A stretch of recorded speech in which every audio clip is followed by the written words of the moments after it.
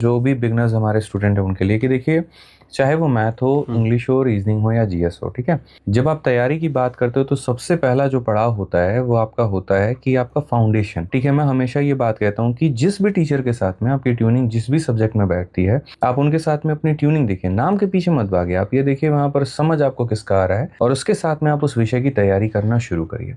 हर teacher best है, मैं आपको ये बता करके चल रहा हूँ, और आप उसके साथ में अपने सब्जेक्ट की तैयारी करना शुरू करेंगे। धीरे धीरे आप क्लासेस को फॉलो करते जाइए, फिर उसके बाद में आप क्वेश्चंस को लगाते जाइए, ठीक है, और पीवाईक्यू आप फॉलो करते जाइए, ठीक है। तो ये बहुत बेस्ट होता है, जितना कलम घिसोगे फायदा उतना ज्यादा होगा। और जैसे ध्रुव ने बताया वीओडी 2.0, तो मैं शुरू से आपको ये बात कहता हूँ कि एक ऐसा बैच है जो बना ही इसी वजह से कि एक बच्चा अपनी पेस के अकॉर्डिंग देख पाए। जैसे जिसका ज्योमेट्री बेहतर है मत देखो, फिर बाकी टॉपिक्स को देखो, या जैसे नंबर सिस्टम कमजोर है तो उसको देखो, कम समझ में आ रहा है तो स्लो देखो, अगर ज्यादा समझ में आ रहा है तो अपने स्पीड पे देखो। और उसका बेनिफिट ये हो जाता है कि पेपर 4 महीने बाद भी है और कुछ टॉपिक्स हमारे बाकी भी हैं, तो हम लोग उसको अपने पेस पे कवर कर सकते हैं। नेक्स्ट, मैथ्स के अंदर में इस बात को ध्यान रखना कि जो कैलकुलेशन है, ठीक है, कैलकुलेशन के लिए कैसे किया आपने? सर हाँ, कैलकुलेशन के लिए सर सबसे पहले तो बहुत सारे जैसे टेबल्स तो आपको टिप्स पे होनी चाहिए। और कितने तक का टेबल आपको लगता है कि याद होना चाहिए? सर देखो मैं ध्रुव को कितने का टेबल आता है? अरे सर ये नहीं, सवाल है, ध्रुव को कितने तक का मुझे टेबल सर, आता मैं है? ऑनेस्टली बोलूँ तो 20 तक का आता है, हाँ, 21 25, बट हाँ।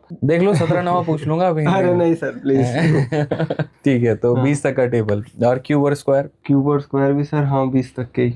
20 तक के। हाँ पर वो फिर डिपेंड करता है, मतलब होना तो ज्यादा चाहिए बट वो कंपनसेट आप किस तरह से करो उसे। कैसे कंपनसेट करते हो आप?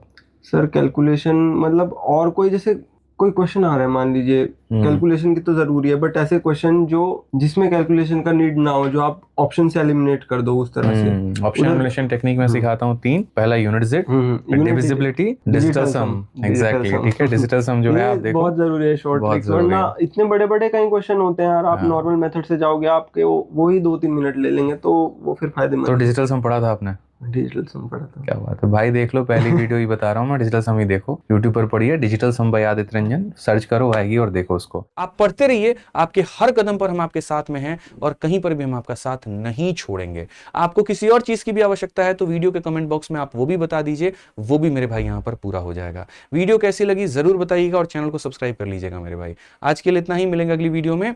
जय हिंद भाई, धन्यवाद।